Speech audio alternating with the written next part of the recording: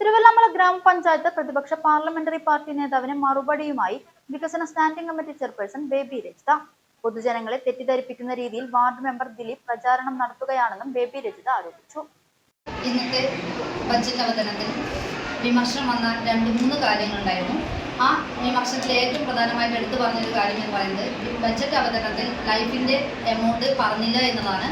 അത് നമ്മുടെ ബഡ്ജറ്റ് അവതരിപ്പിക്കുന്ന സമയത്ത് തന്നെ ആദ്യമായിട്ട് നമ്മുടെ വൈസ് പ്രസിഡന്റ് ഷീല ചേച്ചി വളരെ വ്യക്തമായിട്ട് തന്നെ അതിൻ്റെ എമൗണ്ട് പറഞ്ഞിരുന്നു. ഇനി അത് പറഞ്ഞില്ല എന്ന് പറയുന്നവർക്ക് വേണ്ടി വീണ്ടും അതൊന്ന് അവതരിപ്പിക്കുകയാണ്.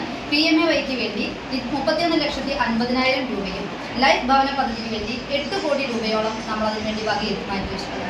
അതോടൊപ്പം തന്നെ മാലിന്യ സംസ്കരണത്തിൻ്റെ ഭാഗമായി 10 ലക്ഷം രൂപ വാഹനം വാങ്ങുന്നതിന് വേണ്ടിയും ബാക്കി വരുന്ന CFC ഫണ്ട് ഒരു 40 ലക്ഷത്തോളം വരുന്ന എമൗണ്ട് മാലിന്യ നിർമ്മാർജ്ജനത്തിൻ്റെ ഭാഗമായിട്ടും നമ്മൾ മാറ്റി വെച്ചിട്ടുള്ളതാണ്.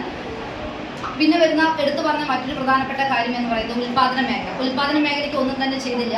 അതേപോലെ തന്നെ നമ്മുടെ അഭ്യസ്തവിദ്യരായിട്ടുള്ള ആളുകൾക്ക് ഒരു പ്രാധാന്യം കൊടുക്കാത്ത ഒരു ബഡ്ജറ്റ് ആയിരുന്നു എന്നതാണ് പറഞ്ഞിരിക്കുന്നത്. അതിലും നമ്മൾ വളരെ വ്യക്തമായി തന്നെ നമ്മൾ പ്രൊജക്റ്റുകൾ വെച്ചതാണ്. അതിൽ കാർഷിക മേഖലയ്ക്ക് വേണ്ടി നമ്മൾ ഏകദേശം 1 കോടി രൂപയോളം നമ്മൾ കാർഷിക മേഖലയ്ക്കും അതോടൊപ്പം തന്നെ നമ്മുടെ സ്വയം തൊഴിൽ വനിതകൾക്ക് സ്വയം തൊഴിൽ ചെയ്യുന്നതിന് വേണ്ടി അവർക്ക് ഇഷ്ടമുള്ള ഒരു മേഖലകളിൽ സ്വയം തൊഴിൽ ചെയ്യുന്നതിന് വേണ്ടി 37 ലക്ഷം രൂപയോളം നമ്മൾ അതിലേക്ക് വേണ്ടി മാറ്റി വെച്ചിട്ടുണ്ട്. അപ്പോൾ ഇത്രയും നല്ല രീതിയിലുള്ള ഒരു യുവജനതയ്ക്ക് പ്രാധാന്യം കൊടുത്തുകൊണ്ടുള്ള ഒരു ബഡ്ജറ്റ് തന്നെയാണ് നമ്മളിവിടെ അവതരിപ്പിച്ചിട്ടുണ്ടായിരുന്നത്.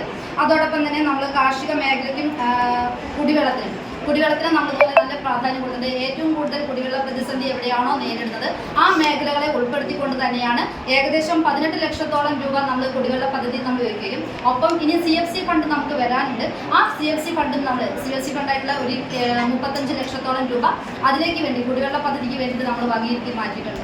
ഇതെല്ലാം നമ്മൾ വകയിരുത്തിയിട്ടുമാണ് ഇന്നത്തെ ബഡ്ജറ്റിനെ ഇവർ സാധാരണക്കാരെ പൊട്ടൻ കെട്ടുകയാണ് എന്ന് പറഞ്ഞിട്ട് അവർ എണീറ്റ് പോയിരിക്കുന്നത്.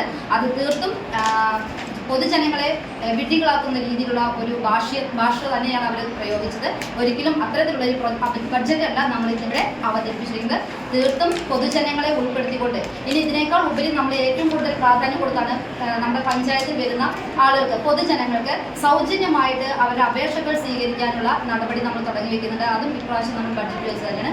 അതുകൊണ്ട് തന്നെ തീർത്തും പൊതുജനങ്ങളെ സംരക്ഷിക്കുക അല്ലെങ്കിൽ പൊതുജനങ്ങളുടെ ക്ഷേമത്തിന് വേണ്ടി ഊന്നൽ കൊടുത്തുള്ള ഒരു ബഡ്ജറ്റ് തന്നെയാണ് ഇത്തവണ നമ്മളിവിടെ അവതരിപ്പിച്ചത്.